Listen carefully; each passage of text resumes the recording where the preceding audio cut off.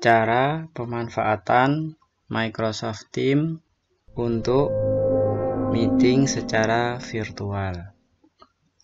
Pertama, kita masuk ke Microsoft Teams, lalu kita klik meeting, lalu kita akan masuk ke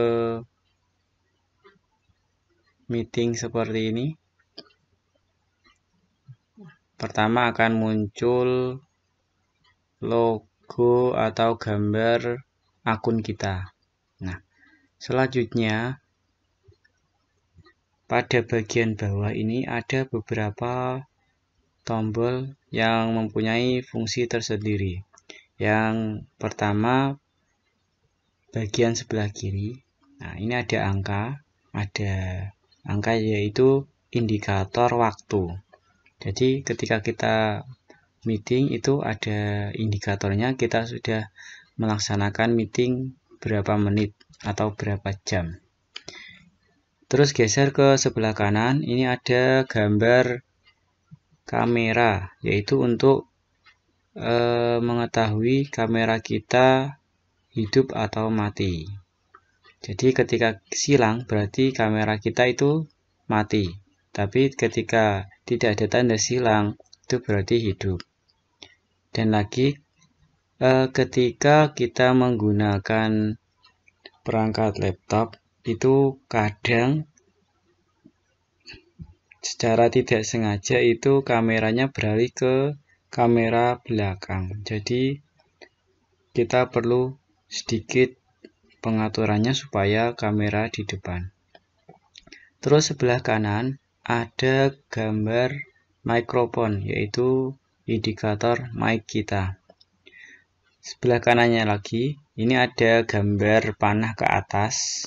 Nah, kotak gambar panah ke atas, ini fungsinya untuk membagikan layar.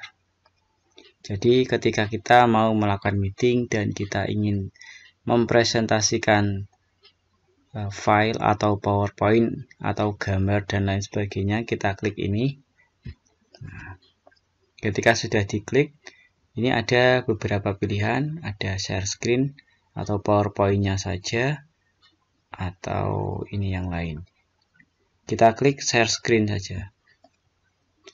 Nah, ketika kita mengklik share screen, ini ada 3 pilihan, entire screen, ada window, ada Microsoft Edge. Kita pilih yang entire screen, lalu jangan lupa gambarnya ini diklik.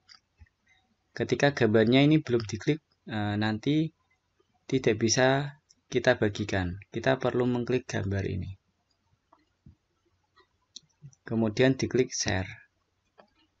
Nah, ketika sudah ada tulisan ini, team.microsoft.com is sharing, stop screen dan hide, berarti kita sudah membagikan layar. Kita bisa membuka layar yang lainnya. Misalnya kita mau buka ini Microsoft. Nah, ini. Ketika kita membagikan screen, ada 2 tombol yaitu stop sharing ketika kita sudah selesai membagikan, dan sebelah kanannya ada hide ketika kita ingin menyembunyikan gambar ini. Jadi layar yang kita bagikan itu utuh. Contohnya ini diklik. Nah, maka akan hilang. Maka layar yang kita bagikan itu akan utuh, tidak terhalangi tulisan tadi. Ketika kita sudah selesai membagikan layar, kita klik stop sharing ini. Tadi kan gambarnya panah ke atas. Nah, ini sekarang silang. Diklik silang stop sharing. Nah, maka kita sudah selesai membagikan layar. Terus sebelah kanannya ada titik 3. Ini ada beberapa fungsi, yaitu pengaturan device, misalnya mic-nya atau kameranya. Terus bawahnya ini ada galeri, large gallery, together mode. Ini untuk pengaturan ketika kita melakukan meeting secara bersama-sama. Bawahnya ada keypad.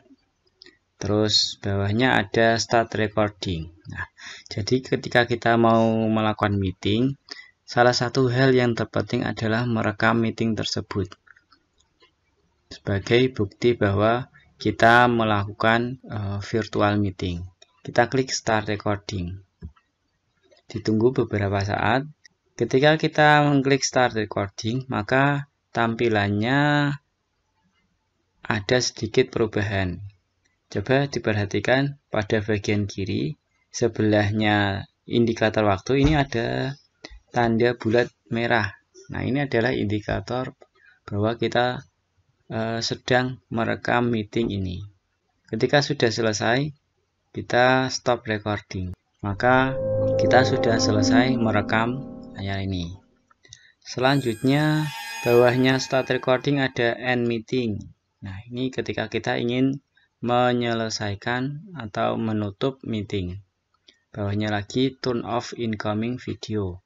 Ketika kita ingin mendengarkan suaranya saja, kita tidak ingin mendengarkan videonya.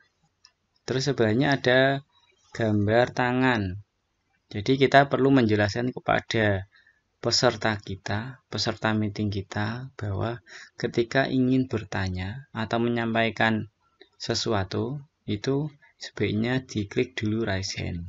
Ini supaya kita bisa mengatur siapa dulu yang raise hand. Terus sebelah kanannya ada gambar show conversation. Jadi ketika kita mengklik ini, maka akan muncul beberapa percakapan yang ada di meeting. Nah, untuk percakapan meeting ini secara otomatis akan tersambung ke Microsoft Teams. Ya, Microsoft Teams di sini. Secara otomatis akan masuk ini dan terekam di sini. Terus sebelah kanannya lagi ada show participant. Jika diklik, maka akan muncul anggota meeting kita. Yang aktif nanti akan ada tanda merahnya seperti ini. Nah, kemudian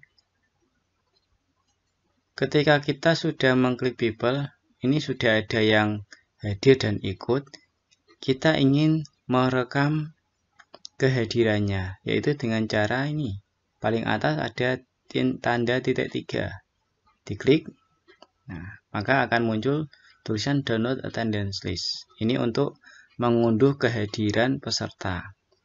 Jadi untuk Microsoft Teams ini secara otomatis ketika peserta kita masuk ke meeting itu secara otomatis terekam kehadirannya dan kita perlu mengklik download attendance list. Namun untuk download attendance list ini